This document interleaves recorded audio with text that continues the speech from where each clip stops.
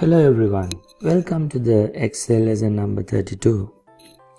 In this lesson, I am going to teach you about another very special function in Excel, that is Vlookup. So Vlookup function, it's very helpful in your day-to-day work, especially when you are doing some analysis after extracting information from your different systems.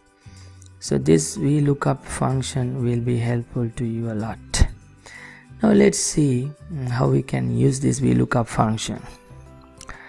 We have two tables here. In this table we have invoice details, invoice number, invoice value, the created date of the invoice and the status of the invoice. And then we have payment details. For the payment details, you may have a different table like this. If you are using two different systems or even a single system and where you don't have any integration, then you might have like this two different tables, one for invoices, the other one for the payment details.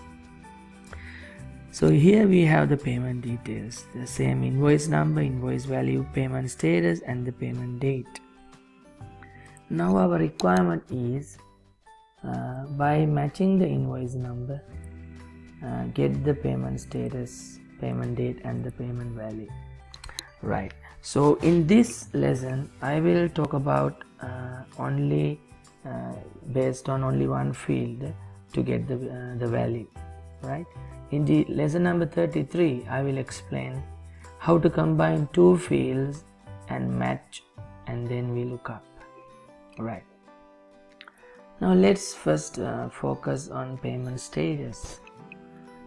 Let's start our function, a formula equal Vlookup, open bracket. You want to Vlookup the invoice number, select the invoice number field and then put comma and go to your payment details table.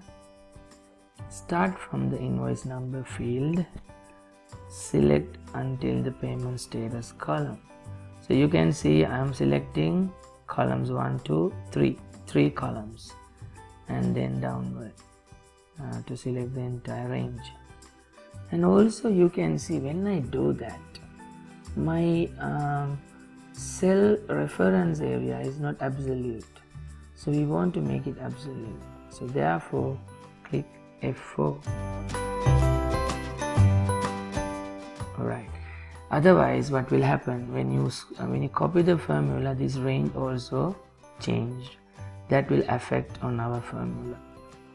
Right. After selecting our range and after make it absolute, put comma and now select under which column we have the answer.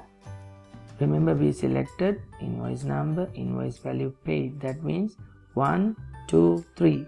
Our answer is under the third column.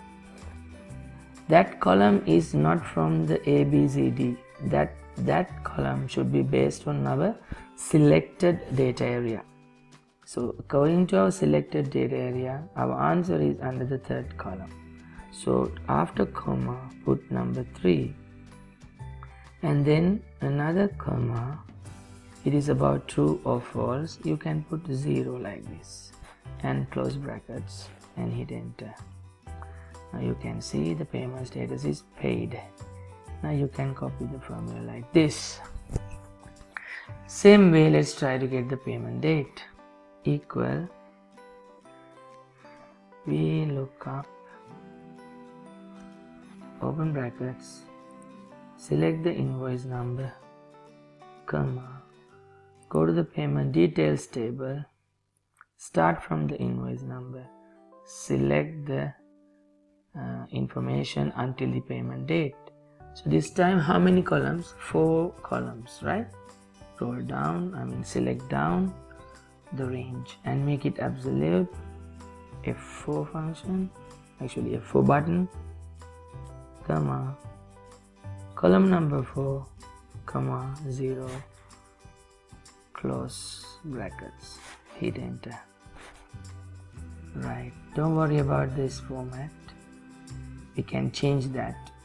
Go to home, format cells, make it short date, and then the payment value, same way, equal Vlookup, open brackets, invoice number, come on, go to the payment details, select the invoice number and the invoice value. This time it will be only 2 columns, so then our value will be in the column number 2, F4 2, 0, close brackets.